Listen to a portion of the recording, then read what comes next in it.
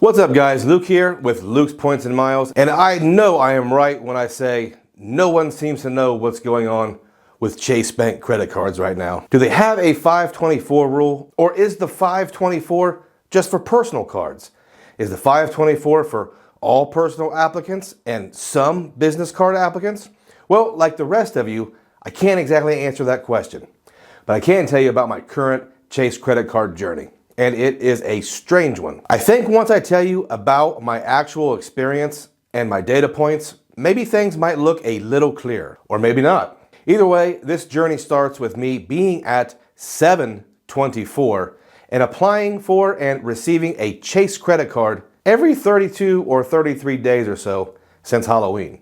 Yes, that's right. I've been approved for 5 Chase credit cards while being at 7/24, including one just a couple days ago. But I've actually applied for 6.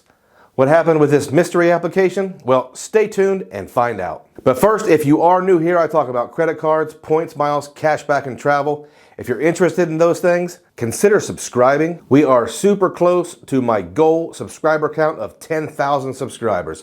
Also, if you get any value from me sharing this personal information, slap that like button for me and the YouTube algorithm.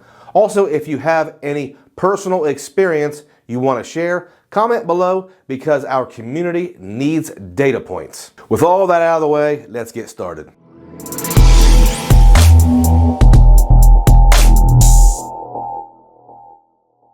Okay guys, before I get started, I need to get you some baseline information so you can somewhat see where I'm coming from. I currently have over 25 credit cards, an 800 or so credit score, and before this Appapalooza, I had only one open Chase credit card, the Chase Amazon Prime card that I've had for 7 or 8 years. I'm 7/24, and in the past, I've been way over that.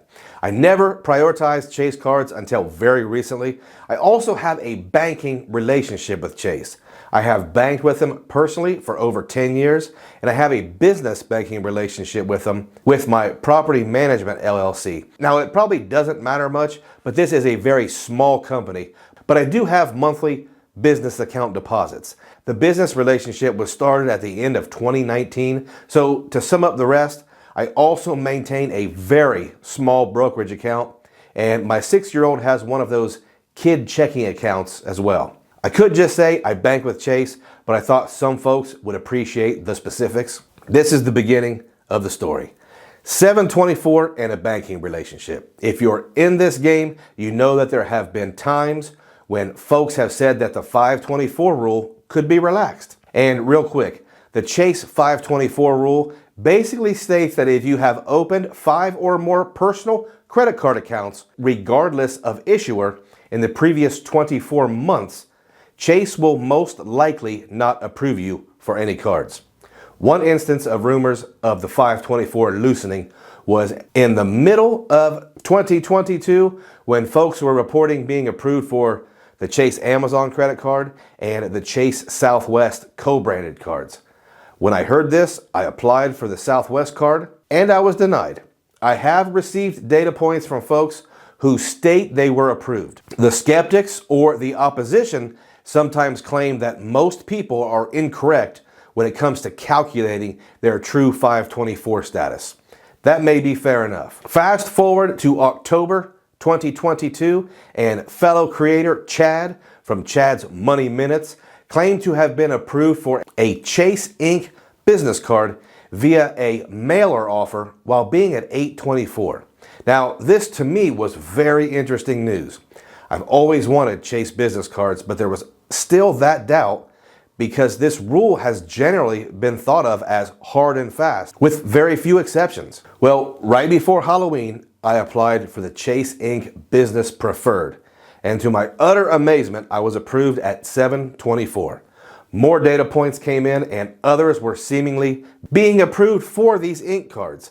At the same time, to make matters much more tempting, Chase offered an all-time high sign-up bonus for both the Chase Inc. Business Cash and the Chase Inc. Business Preferred, offering 90,000 Chase Ultimate Rewards points.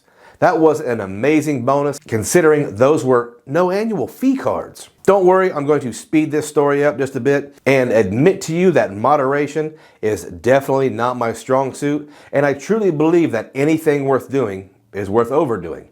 So in true form, I waited just over 30 days and I applied for the Chase Inc. Business Cash Card. Instant approval. Now at this point, I'm still pretty surprised, but then I dived deeper into the Chase Inc. underworld and I learned that this is a completely different part of the credit card game. But that's a topic for another time. What do you think I did next? Well, I waited another 30 plus days and I applied for the Chase Inc. Business Preferred Card. Another instant approval. Now I've completed the Chase Inc. trifecta and I'm thinking I've broken the code. I'm living outside the matrix. October, November, December, new Chase Inc. cards.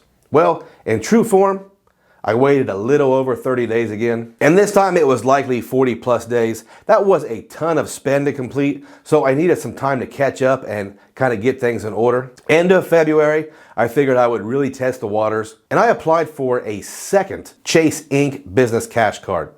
Another instant approval. At this point, I am truly confused. Is it just the Inc. cards that are sort of living outside this structure? I remember tons of crazy American Express offers and the loosening of sign-up bonus rules on business cards with Amex. So I'm thinking, hey, this is a war to secure your business credit. I'm happy to oblige. I got 4 new business credit cards in 5 months, and I stacked up some much needed Chase Ultimate Rewards points. Now all this brings me to this week. The Chase Inc. cash and preferred bonuses are back to their still very respectable 75,000 bonus points. And then my old friend Chad from Chad's Money Minutes makes a video where he's applied for a few new cards, and Chad applied for and was approved for the Chase Business World of Hyatt card. This is particularly interesting to me because at the time, I was staying at the Hyatt Regency in Savannah celebrating my anniversary. I will be honest, I do not have a positive opinion on that particular property, but that's not what this video is about. So here we have Chad being approved for multiple Inc. cards while being over 524, and now he's been approved for a co-branded Chase Business card as well. At this point, I'm really not sure what to think. My whole world is upside down, so I come up with this great plan. Now keep in mind, I will be 424 in July, so I'm really close. Well, that's not really close, but I've been getting approved so many times, I must be the exception. Could that be right? Well, I'm not someone who really cares about inquiries. I always have an excessive amount, so I thought I would tempt the Chase gods, and I applied for the Chase Freedom Unlimited card via my Player 2's referral link. This is where things got a little bit confusing. My phone was immediately lit up with tons of notifications of someone checking my credit, which is normal when you apply, but no Chase email. Then the screen shows this message. Chase needs some time to review my request. Well, this is strange. No automatic denial. No email at all. Well, while I was trying to be optimistic, I had serious doubt I would be approved for a personal card with Chase, so I did the only illogical thing I could think of. I applied for a Chase business card 2 minutes later. Now, do I need a new card? No. Is this a card I really wanted in the first place? Again, no. At this point, I'm doing it for the channel and for the data points and the information so I can share it with you. I applied for the same card Chad applied for, the Chase World of Hyatt business credit card, and I got a message stating they will let me know their decision in writing as soon as they can, and if I am approved, I'll receive my card in 7 to 10 business days. Well, in truly weird Chase fashion, I received an email a couple hours later stating I was approved for the Chase World of Hyatt business credit card at 724. I do want to add that this was the 5th Chase business card I've been approved for since Halloween at 724. But this ending isn't all that happy. The following day, I received the notification that I was denied for the Chase Freedom Unlimited due to, guess, number of accounts opened recently. Ha! 524 finally got me. So to summarize this whole thing, it seems to me from my experience that 524 may be loosened when it comes to business credit for folks with an established business or folks with a relationship with Chase. I've not seen anything personally that would indicate that Chase has become less strict with 524 on the personal side. However, several people have stated they have been approved for co-branded personal Chase credit cards while being over 524. Your mileage may vary, but I wanted to share my information in hopes this could help someone make a decision on whether to apply or to hold off. Do the community a huge favor, comment below guys and tell me your experience with 524 and if you think things will stay relaxed on the business side. If you have time, check out my links in the description. I have a new slick looking card link if you want any information on the cards discussed in this video or basically any cards out there. Also, sign up for Rakuten through my link and you'll get $30 cash back on your very first purchase of $30 or more. Guys, if you've stayed all the way to the end, make sure you check out my funky outro music, and I want to thank you and I appreciate every single one of you.